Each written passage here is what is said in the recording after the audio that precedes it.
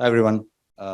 Myself, Nataraj, uh, honored to be part of this panel discussion. I lead Miebach Consulting, which is a supply chain advisory company. We have Anil representing a large Safe Express cargo company. We have Rajesh doing a similar job in the form of Trackon. We have Sesh, who wears many hats. He has a past life as a 3PL operator, currently leading automation in Reliance Retail. We, of course, have Shakti representing Godrej, Koerber, one of the dominant emerging forces on the fixed automation side as we see it. Of course, Pramod sort of looks like an unfit for this panel. He probably was in diapers when we started work, leading the robotics revolution, which is what we are seeing in India as we speak. Yeah? Thanks a lot, everyone, for making time for this conversation. Glad to be part of the same podium as you all. While the conversation is largely about robotics and how the warehousing in India is changing, I didn't want to shrink the entire conversation just to one part of automation possibilities, which is through robotics. We jointly decided to take a creative liberty in extending the robotics theme to cover all kinds of automation and try and discuss what we see as trends which we are seeing in India as a market direction. Right? What I would want to do directionally, fellow panelists, is talk through 3, 4, 5 myths which are associated with automating Indian warehousing. Yeah? One of the things, as let's say fellow practitioners, we have normally witnessed when someone considers automation, and if you see it from far, is see, we are such a large country. We have 130 crore people and fairly young crowd. Why can't we throw people in solving problems associated with operations? What is that problem which automation solves, which throwing people at it cannot solve, right? Is one of the things we start with when we start ideating automation solutions, right? There are people who have played an operator's role in the past and doing a strong operator's role today. Anil, maybe it will be a good idea to start with you. How do you see this? Why should anyone consider automation, and why will not throwing people at the problem be a right solve in a market like in India where people are plenty? Thank you.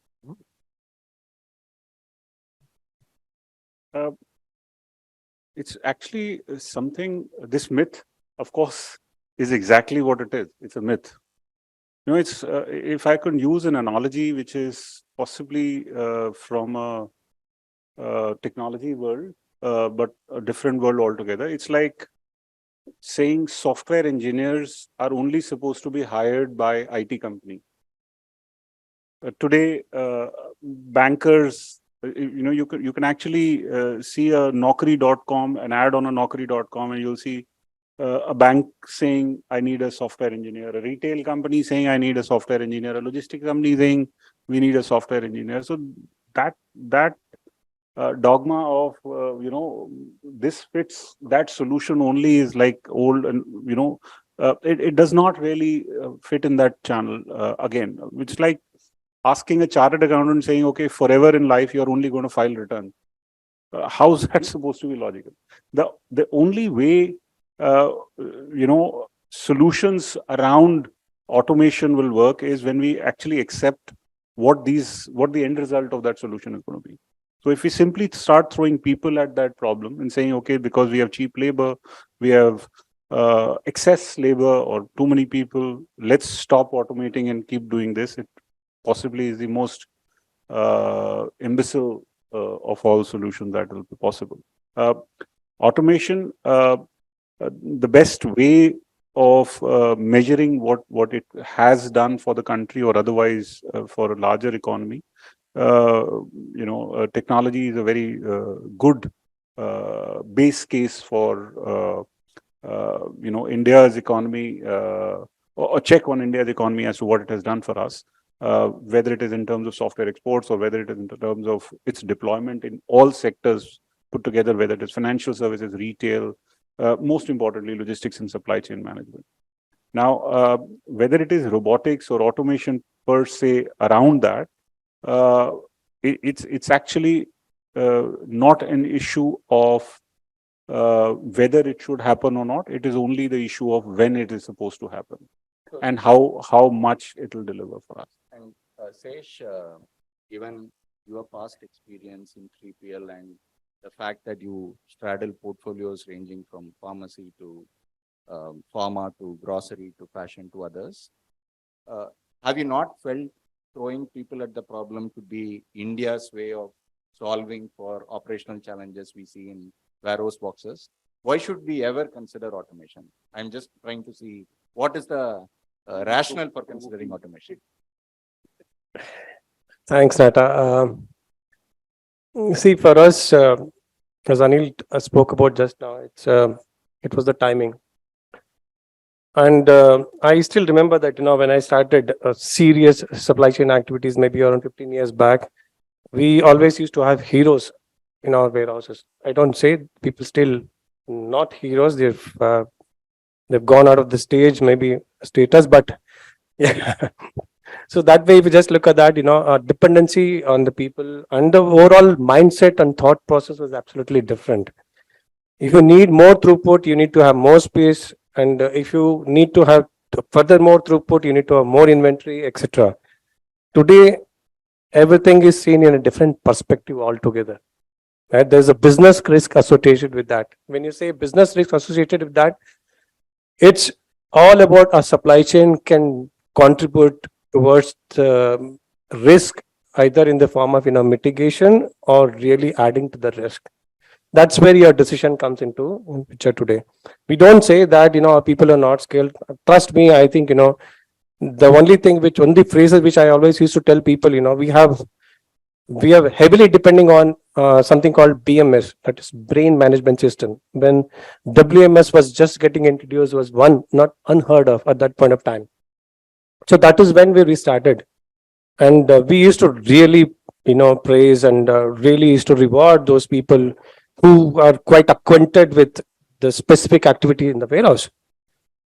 As the business started growing, as the economy started growing, as the industry started growing, as this scale came into picture, when the reliability became a very big question mark, scale and speed, when I said scale and speed and reliability become a question mark, because you need to rely on people who come every day consistently and deliver what is required for the business.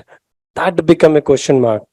And then at the same time, as I also spoke about consistency, you produce, as when I talk about productivity, you produce something which consistently throughout 365 days.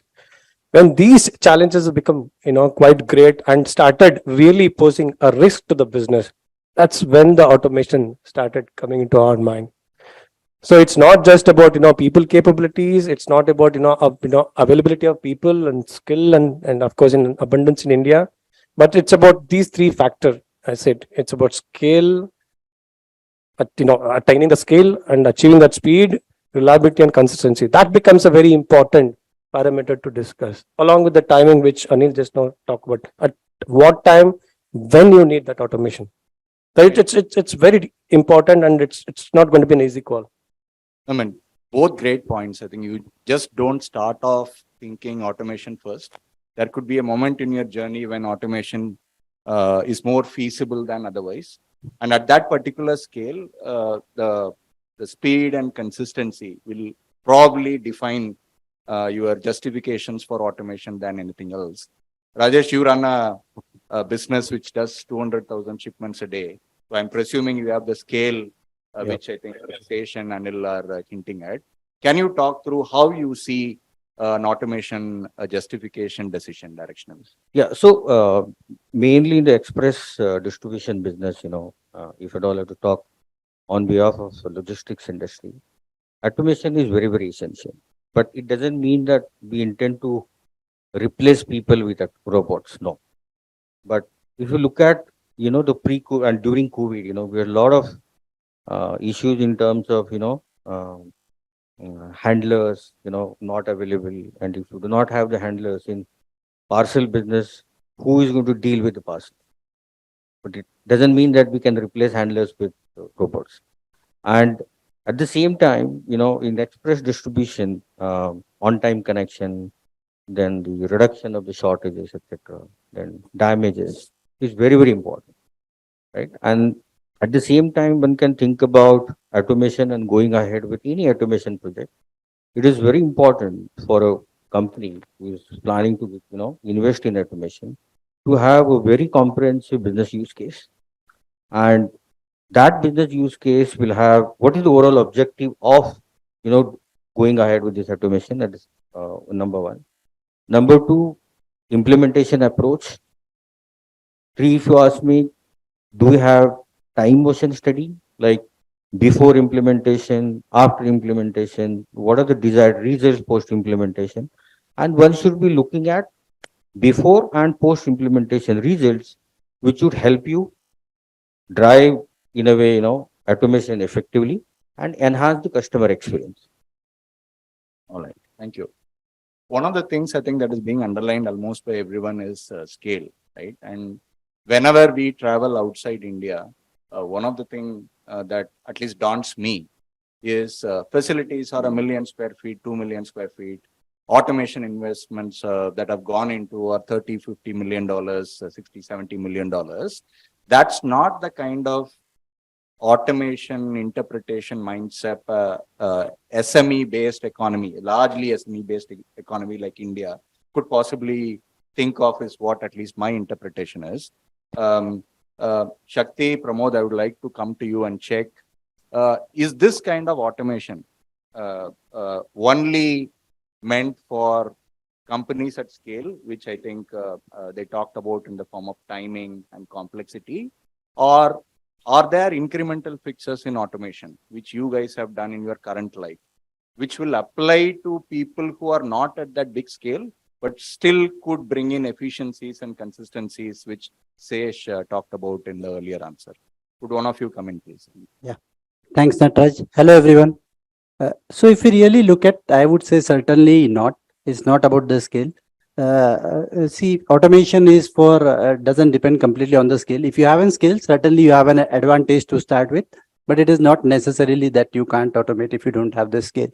Now, I would say automation, someone who is currently using a manual or a conventional solution, and if they are experiencing a lot of challenge or complexity in their supply chain, and challenges such as, seamless flow of goods and information across the value chain. Now, that is something which is the first key driver when you should really look at, automation.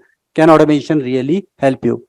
Now, let's look just a few years back. Supply chain was just a back office function if you really look at it. Now, today it has become a strategic advantage for all the organizations. In fact, it has really become a mission critical. And in this scenario, when we have such a situation, what is happening is that the dynamics of supply chain is changing at a very rapid phase. So just to give you an example, like what is happening on one hand, you have to handle more products. You have to deal with more and more number of suppliers. You are fulfilling through more and more channels. And all this, while you're balancing this, on the other side, you have an ever demanding customer, who wants better convenience. They want more choice, faster speed of delivery, and eventually, of course, the best price. So this leads to a significant pressure on your entire supply chain.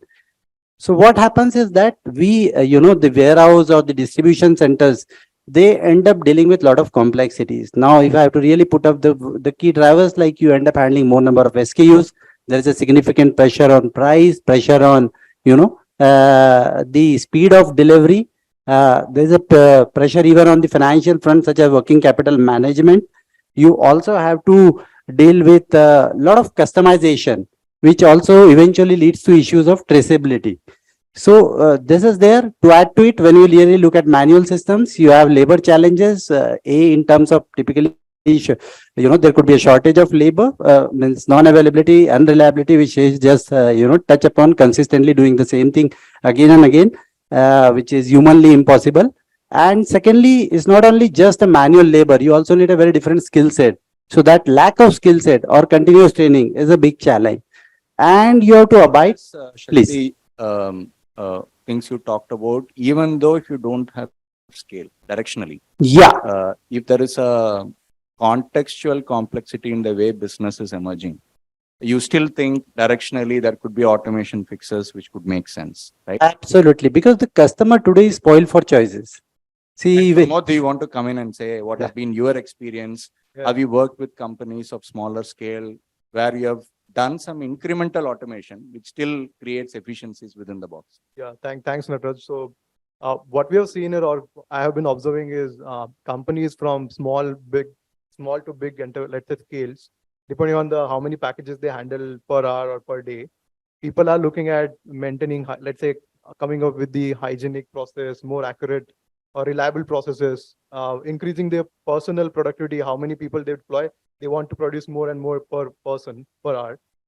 So people have started thinking about it from very, very small scale. They might start with, let's say, maybe 20 robots to start with, but they will ramp it up maybe to from 20 to 50 by the time maybe next year Diwali comes in. Because of the lot of, let's say, innovation and advancement of technologies happened in the last 10 years from China, and even in India, we have seen that. Automation has become possible, like it is now becoming possible to deploy a modular, a minimalistic automation, which can give you ROI in even in India, we see less than 2 to 3 years of payback. And for robotics as a service, which we also provide, you can get the payback from month one. So that notion of, let's say, putting millions of dollars, $50 million, $40 million, and then doing automation is not the only way. Now you can even invest few crore rupees or 1 or 2 crore rupees and still have 1 2 years of payback period. So so that has become possible because of the, of course, e-commerce and the retail sector is growing. Second thing is the automation is now becoming much more affordable and much more possible to deploy in a greenfield, not just in greenfield, but also in brownfield projects where your actual operations are happening. And besides that, you can still deploy automation without really disturbing the existing workflow. And you touched upon an important point in this, Pramod. You underlined it more than once on the payback aspects of it, right?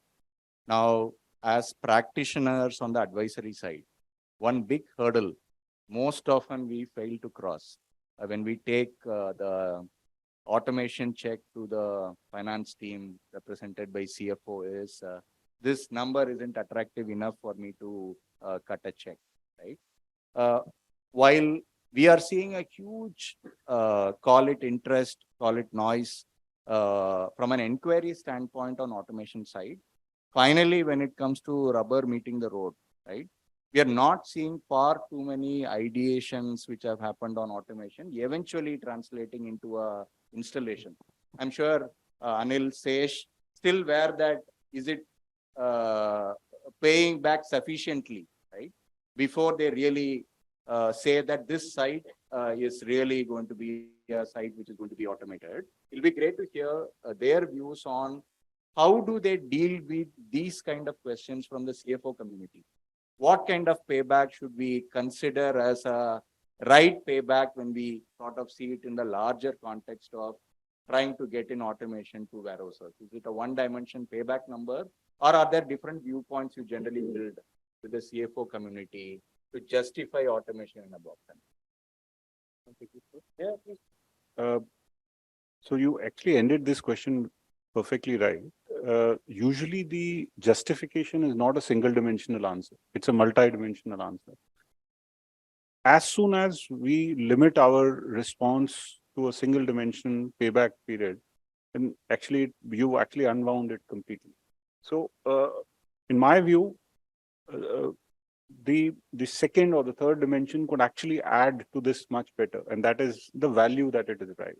So it simply is not necessarily the payback alone, which will be one argument. Value that it is driving and the efficiency that it is, the third dimension could be the efficiency that it is driving into the system.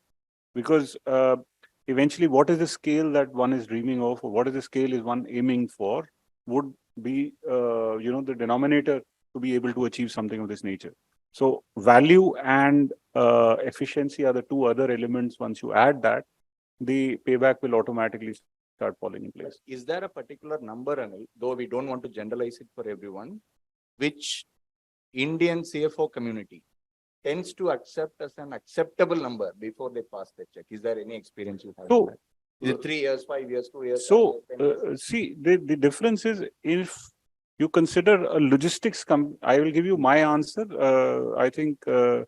Sheshadri will give you the answer from a little different perspective. But from a service provider perspective, the answer lies not with us, but with the user. So, as I was mentioning in the earlier session, as a service provider, we provide these or we incorporate these automation processes to eventually deliver a certain solution. So that solution could be value driven and efficiency driven. And then there's an X delta on which, this walk back period or the calculation will trigger on. Eventually, effectively, it will be the end user who will determine the customer. In our case, because we are a service provider, so in our case, the customer will be determining whether this is a 3-year or a 4-year or a 5-year. Of course, almost always, the longer the better. That's the ultimate solution. So there's this, or rather sooner in case the shorter in case of the rollback is concerned. But the stretch, it will only happen once they stretch the engagement longer, and that's how it will actually start flowing back. But in our case, we focus more on value and efficiency while putting this in perspective. So I wouldn't be able to give you an answer because it's not tech. Whenever we are doing this automation process for our own organizational efficiency standpoint, then yes, that answer comes in play. And in that case, it becomes more an operational question than because we are an user in those cases. But because we are talking about a broader supply chain fix, so in this case, actually, the answer, I think the best person would be Shesh to answer because he's I'll actually come to using it. Sesh last, but I would want to go to Rajesh because he's the guy who is the CEO who can decide whether he wants to automate or not, right? Yeah, So he wears an operator's hat where he feels there is an automation, and he also has to wear a CEO hat where he can decide against automation. How do you take this decision, Rajesh? So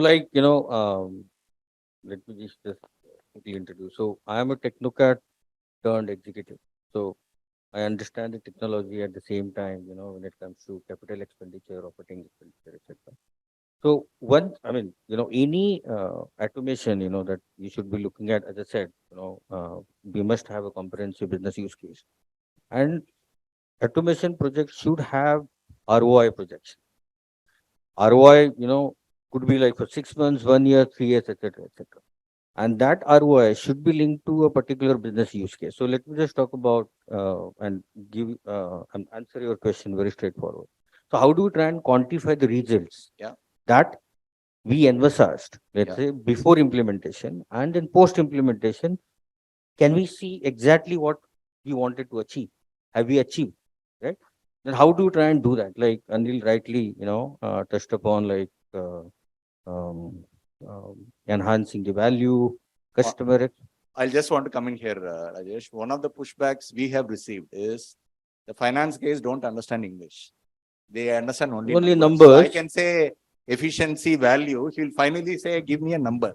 I'll answer. How do you deal with this? I'll answer that question. So let's talk about, in this express distribution, we deal with the parcel. So when we talk about parcels, two components. One is dense and the other is volume, which is your LBH. So in express distribution business, it is next to impossible for any player to capture the LBH of each and every box that we move across the network. It is next to impossible. And it is again a fragmented network. In the fragmented network, you deal with dense volume, number one. Number two, you have different sources of the pickups. You pick up from the franchisee with your business associates, at the same time your direct customers who are transacting with you. Now, one very strong use case, how do we try and safeguard our revenue? So when we try and safeguard the revenue, can we not try and implement the profiler, which is weight profiler, which will basically tell you what is the actual weight of the shipment versus booking weight, and that can give you delta. Okay, in a particular day, in 24 hours, you have a gap of 2.5 ton. Then look at the RPK, revenue per kg, that we call it. If you try and, in a way, safeguard 50% of it, which can directly hit your bottom line. What has been your experience? The message I am getting is no one wants to leave a number. I'm only hoping that you will be able to help us in giving a number. Yeah. See, Nata, it's more than, it's beyond numbers.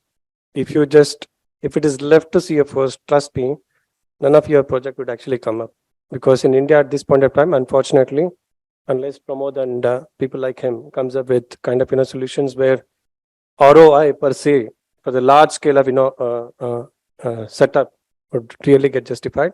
Otherwise, even today, it's quite challenging. But as Even Anil at said, your scale. absolutely, it's even at our scale, right? Because most of the equipments are quite complex at this point of time, and most of them are, at least to some extent, it is, not made in India at this point of time. To that scale, to that precision, it's difficult. So that's the reason the number goes a bit high. And as Anil said, it's multidimensional. You can't just wait on one number, which is your return on investment.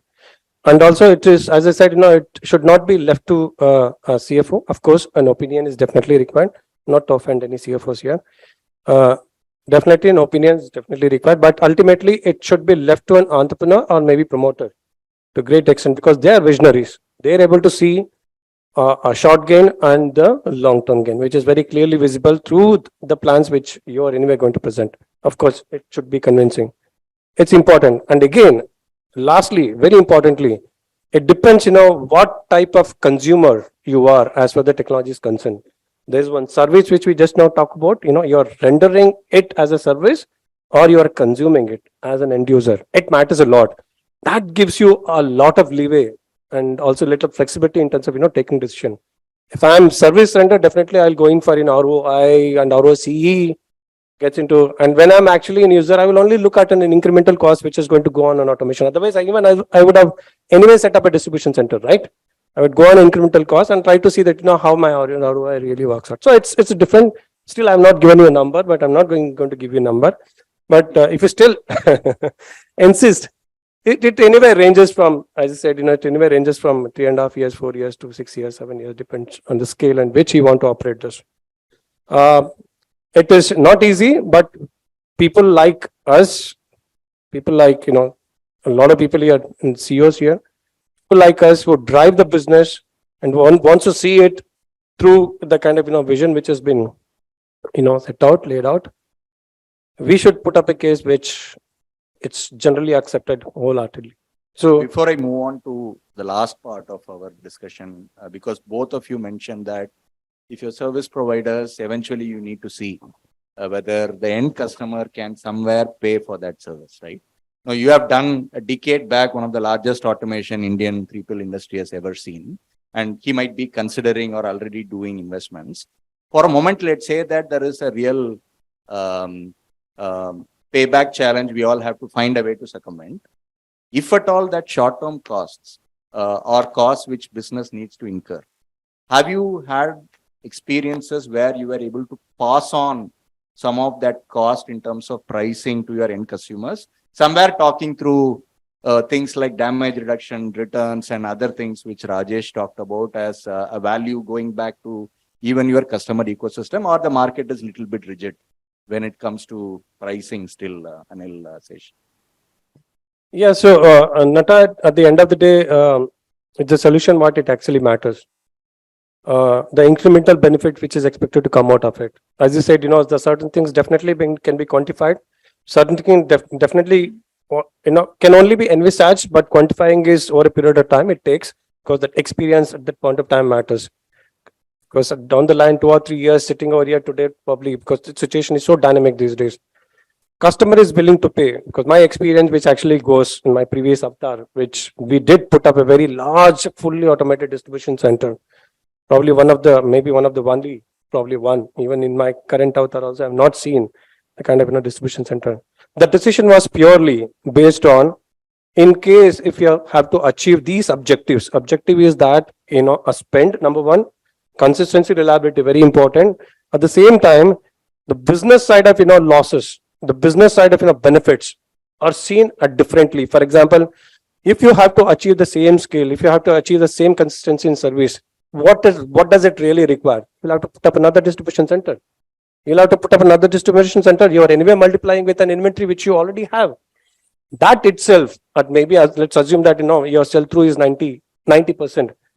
With that, if you're multiplying a distribution center and multiplying inventory, the cost at which the overall business expected to run is pretty high. That only an entrepreneur can actually see. A promoter can actually see. That's a very important angle which actually bring in. If you're able to bring in your proposal, any customer would be able to pay for that. So it's very important to put up a case. I'll give you a completely contrary answer. I'm sorry, but when I'm It speaking, enriches the conversation. We need no, to no, see I'll that. see. He brought in a concept from his 3PL, days. Now consider this from a transporter's standpoint, an express service standpoint.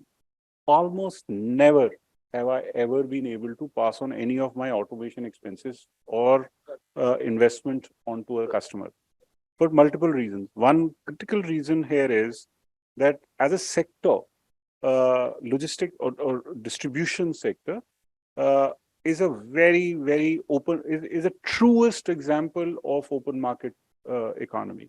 We compete in an environment which is extremely fragmented. We compete in an environment which is completely, disruptive in its own manner. But most importantly, it is very fragmented and very unregulated.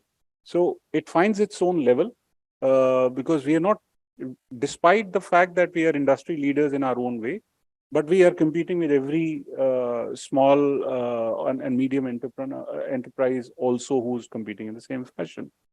So in the costing standpoint, transportation, cargo, express, courier, none of us would ever be able to pass on these automation advantages directly to the customer in the cost per kilo or a cost per consignment.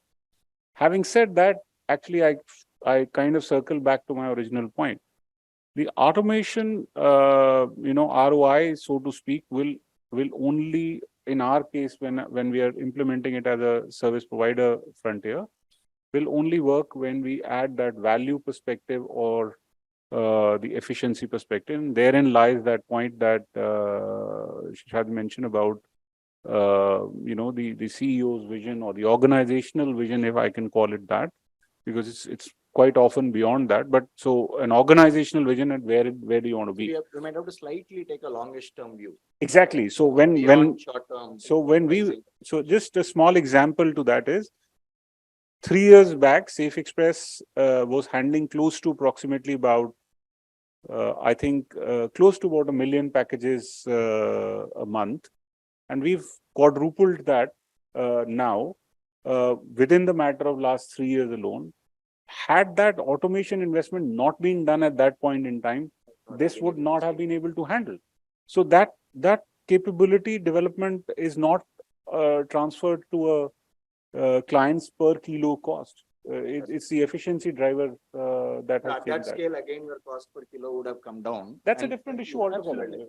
somewhere, I think. Don't say that loud, please. That incremental No, that's the Maybe fact. if In a it way, doesn't I even mean, say that, people continuously, keep, why people not coming back in spite of, we can definitely pass on the cost benefit to customer and then work on the pricing model, because because Express, it's a network, right, that you run. And the more and more you optimize the network, you get more value out of it. And which in fact would help us reduce the operating cost. And when you reduce your operating cost, you will try and basically give that benefit to your customers and become a competitive player in the market who will deliver the service consistently and also, play a vital role when it comes to the overall supply chain and the GDP. Today, if you have got limited players in the market, at the same time, it's not like customers will pay for our automation. We invest in automation basically to give cost benefit to customers. At the same time, you should make money as a company. If you do not make money, you cannot invest. And if We you could be at the top of the hour, Rajesh. I just want to give a chance for all of us to opine on two questions I directionally have. Let's go around the table and just call out one or two things which I'm going to ask on two relevant questions. Maybe we'll start with Anil on this side. One critical success factor which you think will ensure automation project delivery success, Anil. And second, as a watcher of technology, if you have to bet on a technology that is suitable to, let's say, transport station kind of setup, is there a technology you will bet on now for your company? So what's the one single critical success factor you can call out? Is there a technology you are closely watching to solve your problems? First question, first part of that question, when you mentioned this is, so I think the most important innovations that are automation side innovations that are coming in if I was to remain biased on a logistics or a transportation logistics or express cargo logistics standpoint, would typically be material handling. So the faster we are able, the sophisticated turnaround or handling we can do, the better. So that's clearly, so MHE or material handling per se is something that will be the go-to investment. The other part is what I'm closely watching. When I entered logistics business about 25, 27 years back, at least one thing my bosses or whoever guided me through this told me was, no matter how many innovations come through, there was a fax machine at that time, an email came and disrupted that. There was some other solution, something else disrupted that. So there's very limited possibility of, a box being fed into Delhi and it'll come out of Bombay or something like that. That is not going to happen. But then the only thing I'm closely watching is a 3D printer which has come in. Now, all of a sudden, there's a possibility that, you instead of shipping your goods, you send in a design and it'll get printed there. And my job is in. So you're watching 3D printing directly. Sesh, from a critical success factor standpoint, given the fact that you're considering large automation, is there one thing you can call out before we pass it on? Very short, Nata. Today's most of the automation, what we have is quite rigid systems, right? So we are looking for something which is more flexible, and definitely Pramod can discuss about robotic solution, which is available. Probably that is actually seen as a very flexible solution. And we need to look for more flexible solutions right now because, largely in our current solution setup, many of them are quite rigid. And second, very importantly, is that, being part of the retail, business, I would still say that, we are not able to actually bring in a good automation solution for F&V section, fruits and vegetable, fresh I'm talking about. I think somewhere the subsies and fruits today are actually seen, and the way it comes in up and the way it goes up, and you do some kind of grading, sorting and packing and nothing beyond that. I think something which more in terms of adding value, I think that's where in India I'm talking about, not abroad. I think that's where we are not able to do much on that. That's something which I am looking at this point of time. Still, you're able to service in the window which is available to you, because fresh has a very limited window. Also, generally in India we don't, cold storage because we want to consume more fresh. So Nataraj, really to pinpoint answer that question, I will have to do a crystal ball gazing, because technology is something which is going to continuously advance and amaze us. But one of the things which Shesh rightly mentioned is that we are going to see miniaturization in technology. So robot, small, what is there, what can we make in India to keep the cost lower? The technology being good, but making it in India. But another area to add to it, I would see that intelligent automation technology or augmented automation is something which is going to play, like artificial intelligence and machine learning coupled with human being, so that you can improve upon the cognitive performance by their combination. The last, views? yeah. Your views? So we can link it to the changing consumer behavior. People are becoming, like the end user, the consumer is becoming more impatient. Even the tier 2, tier 3 town consumers are demanding faster SLAs or faster speeds. That kind of is resulting into smaller warehouses getting it opened up across the country. For example, if you look at India, so you need an automation, which I see that plug and play, compact automation systems, which can be scaled up, scaled down rapidly. That is the future I see, and that is the trend we have seen in other geographies as well, not just in India, because now people are actually increasing the e-commerce market, right? Like we are at a 4% market penetration, I guess, in terms of e-commerce. China is at 25%. So yeah, so yeah, we see plug and play and flexible compact automation to be the future. Yeah. Yeah, so quickly, I will not take much time. So when it comes to mechanization, and there are many solutions available. And the very the question you asked, critical success factor here is, what is the problem that you're trying to solve? Okay, and by solving that problem, how do we try and basically pass on the benefit to your customers and also to your P&L? Very simple. Thank you. Thanks everyone for your views on certain myths which we discussed, which is India ever going to get automated? Looks like there are other considerations beyond our low wage rate, like scale, sustainability, and speed. We also talked about the critical success factors, which could be directionally about thinking through what problem are we assigned to solve and are we going about it in the most efficient manner. Technologies veering towards micro fulfillment, nano fulfillment seem to be the technologies which might take off in a big way, are the big takeaways I've had. Thanks everyone for your views, and I'm glad we were part on the same podium together. Thanks a lot.